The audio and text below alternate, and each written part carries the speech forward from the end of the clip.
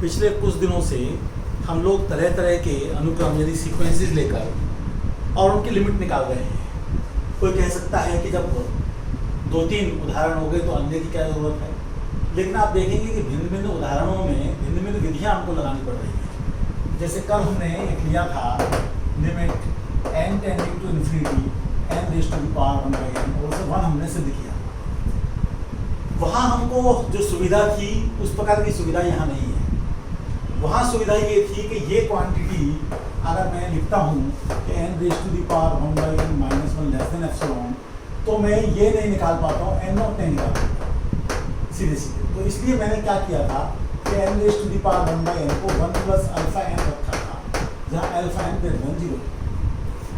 यहाँ पर हमारे पास b 0 से 1 के बीच में है और n b raise to the power n की लिमिट को हमें 0 दिखाना है। तो मैं सीधे सीधे ये चाहूँगा कि अगर कोई एप्सिलॉन है तो उस एप्सिलॉन जो पॉजिटिव है के लिए n नॉट ज्ञात करें ताकि ऐसा हो जाए। अब ये मॉड की तो कोई ज़रूरत है नहीं, क्योंकि हर एक n के लिए b चूँकि पॉजिटिव है हमारा, ये क्वांटिटी पॉजिटिव है। लेकिन अगर मैं इसे लेकर चलूँगा n b raise to the power n less than epsilon, तो मैं n नहीं निकाल पाऊँगा। तो यहाँ पर मैं क्या करूँ?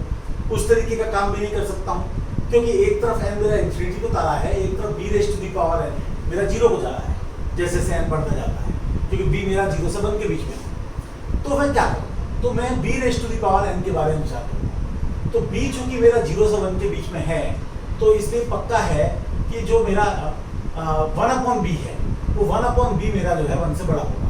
तो मैं 1/b जब मेरा 1 से बड़ा होगा तो मैं उसको 1 प्लस a लिख देता हूँ। यदि a को मैं 1/b माइनस 1 ले लेता हूँ और a मेरा पॉजिटिव आ गया, तो इसकी वजह से मैं अब इसका बायनोमियल एक्सपेंशन खोल पाऊंगा। a पॉजिटिव है, ध्यान रखना है। अब यहाँ पर स्थिति यह है कि ये मेरे पास एप्सिलॉन है, ये मेरे पास n b raise to the power n है। तो अगर मैं यहाँ कोई क्वांटिटी ले लूँ जो इससे बड़ी हो और मैं ये दिखा दूँ कि वो क्वांटिटी एप्सिलॉन से छोटी है, एक n की वैल्यू दे सीमा से अधिक के लिए, तो ये भी उससे छोटी हो जाएगी। तो ये मेरी एक विधि है। अब मैं यहाँ पर आता हूँ तो यहाँ पर मुझे किसी प्रकार से ये मेरे पास जो है n से मल्टीप्लाई कर दूंगा, तो n से मल्टीप्लाई करने से मेरे पास n/, ये चीज़ आ जाएगी। मुझे उससे बड़ी कोई चीज़ लेनी है तो मैं 1/1 भी ले सकता हूँ, लेकिन 1/1 लूँगा तो मेरा काम चलेगा नहीं। फिर मैं 1/na भी ले सकता हूँ या 1/1 प्लस na भी ले सकता हूँ, तो हम देखेंगे उससे भी काम नहीं चलेगा। तो सुविधा के लिए मैं ये ले लेगा।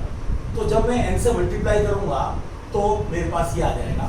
और अगर मैं चाहता हूँ कि ये क्वांटिटी एप्सिलॉन छोटी हो, तो उसके लिए अगर बड़ी क्वांटिटी एप्सिलॉन छोटी हो जाए तो मेरा काम चल जाएगा।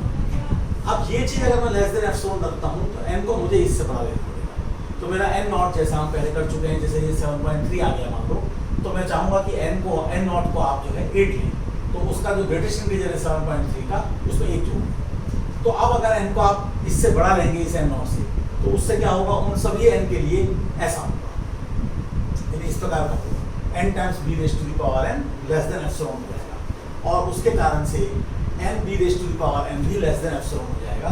तो मेरा काम सिद्ध हो गया, यानी कि जो मैं ये दावा था कि 0 के बराबर है लिमिट, वो ठीक है, नहीं तो मैं निकालने में सक्षम ही नहीं होता। अब मैं एक उदाहरण पे दे देता हूँ।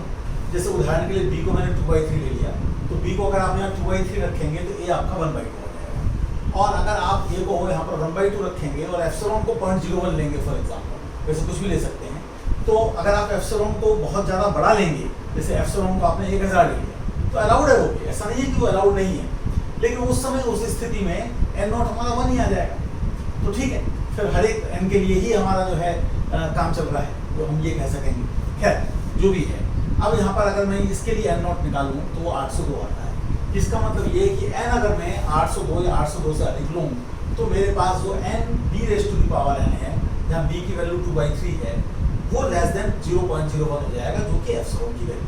एप्सिलॉन को मैं कुछ और लेता तो मेरा n नॉट कुछ और आता। अगर मैं b को चेंज करूँगा तो भी मेरा n नॉट चेंज होगा, एप्सिलॉन को चेंज करूँगा तो भी मेरा n नॉट चेंज होगा, लेकिन एप्सिलॉन के साथ ये है कि वो पॉजिटिव होना चाहिए, b के साथ ये है कि वो 0 से 1 के बीच में होना चाहिए। तो आप देख सकते हैं कि बड़े सुंदर तरीके से हम इसे करने में सफल हो गए। हालांकि बाद में हम इसको एक इस प्रकार से भी करेंगे कि जब हम थोड़ा सा ये समझ लेंगे कि एल हॉस्पिटल रूल से भी हम इसे कर सकते हैं, तो हम इसे ऐसा लिखेंगे, limit n tending to infinity n/1/b raise to the power.